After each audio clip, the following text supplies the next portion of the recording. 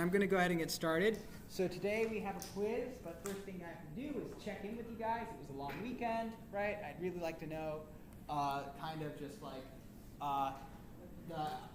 you hopefully got an announcement basically saying where, I posted the videos, and then I posted an announcement saying, hey, this is where I want you to end up, because I was trying to figure out what was the appropriate spot. So did everybody get like up to the generics and wrapper class video? Okay, so the generic and wrapper class is right before we started going over what a list was and what all the methods were.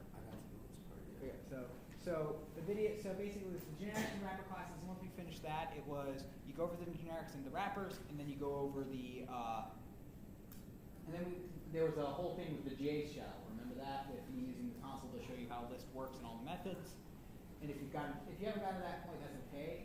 Try to get there by, especially at that point, by lab.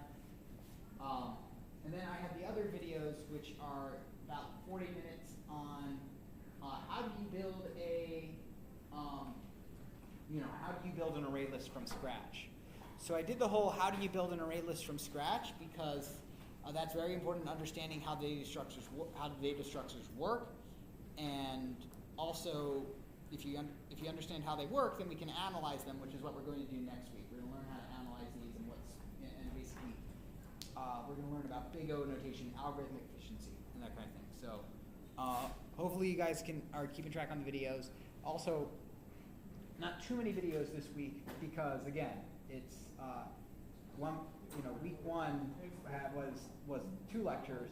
Week 2, right, there was only 1 lecture this week, so we're only doing 1 lecture this week, even for the evening class, which technically had a double section. Okay. So what we're going to do is I want to answer any questions you guys have about the array lists and generics. Right. So a couple administrative things. First, there's like a Google event going on this evening, like a Google coding event. You should have gotten an email on Canvas about that. Show up to it. You should go to it. It's like directly after this class. It's like at 5 o'clock. It's in this building, I believe. It might even be on this floor. So you should go and check it out. And you might be thinking to yourself, okay, well, that's good for you to say, but I don't feel that confident about my coding abilities. Well, then you should definitely go there because then you have the most to get out of that, right? You have the most to learn, right? And you probably actually are much better than you think you are. This class is one of the classes that a lot of big tech companies, they like to go and ask questions about data structures, and then the data structures and algorithm class where they like to ask questions. All right, so next is you have your next timed lab, not this lab period, but next lab period. Okay, that's going to be your timed lab. That's 3.3% of your grade, of your overall grade. So will probably be almost all the lab period, right? At least an hour. I think about an hour and a half is what I've allocated for it in the past. And the questions you'll be getting are a whole lot like the questions you're getting as exercises today, right? So the array list questions I posted online, they're going to be a heck of a lot like that, which is also a heck of a lot like the first exam, which is week 5, too. Okay? So week 3 is our first timed lab. That's about 3% of your grade. And we're fairly lenient about it, but you get to bring in your laptop. We're fairly lenient in what you get to use. So you can work on your own laptop if you want to. You can access your own files on Canvas if you need to, and slides on Canvas. So it's very so make sure if you're working on your laptop, you can work on your laptop, and if you're working on the computers that are in the lab, you've worked on the computers in the lab before, so you're perfectly okay doing that, right? You don't want to lose 15 minutes trying to get stuff set up, which was a big issue in 1068. Less of an issue in 2168.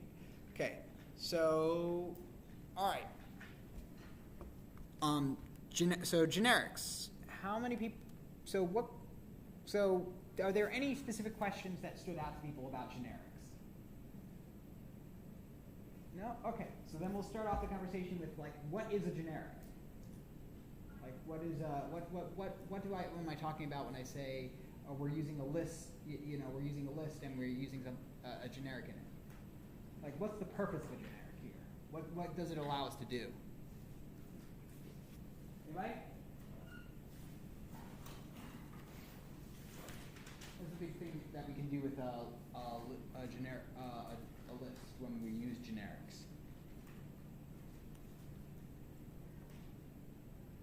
Yes. Oh, sorry, I didn't see your hand up. Allows us to limit what types of things.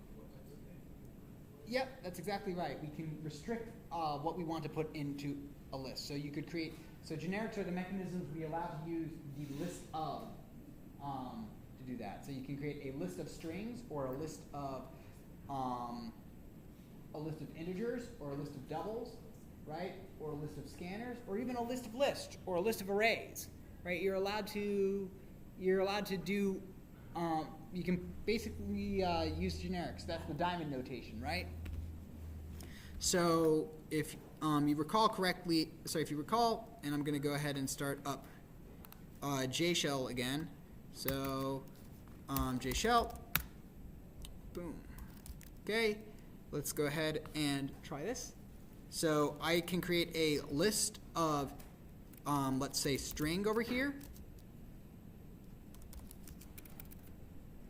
is equal to new, and again, this allows me to execute code one line at a time in Java, which is kind of so. This is what JShell allows me to do. It's useful for just its main use case, at least for us, is allowing me to demonstrate stuff. So here I'm creating a new array list. Okay, it's an empty list, and I can only put strings into it, right? So I can do list.add the word hello into it, and it's perfectly happy about that. It added hello. But if I do list.add 5, it tells me that you can't turn it into a string. That's a big, that's a problem. You can't do that. So that's one issue that we got. So that's the point of using generics. If it was a list of anything, right? If it was a list of, if I leave this off, what can I put into it? Kind of gave away the answer there. What can I put into it if I leave these generic markers off? Anyway, yeah, any object into it. Yeah. So what's the danger of that? Why do we actually like using generics? Why do we actually? Yes. If you're trying to add up objects, for example, and then there's a string there also. So, yeah.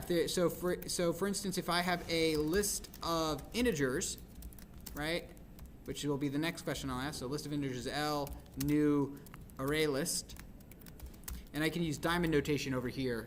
Leave it blank on the right, and it will infer what's on the left, right? So that makes it a bit easier to type.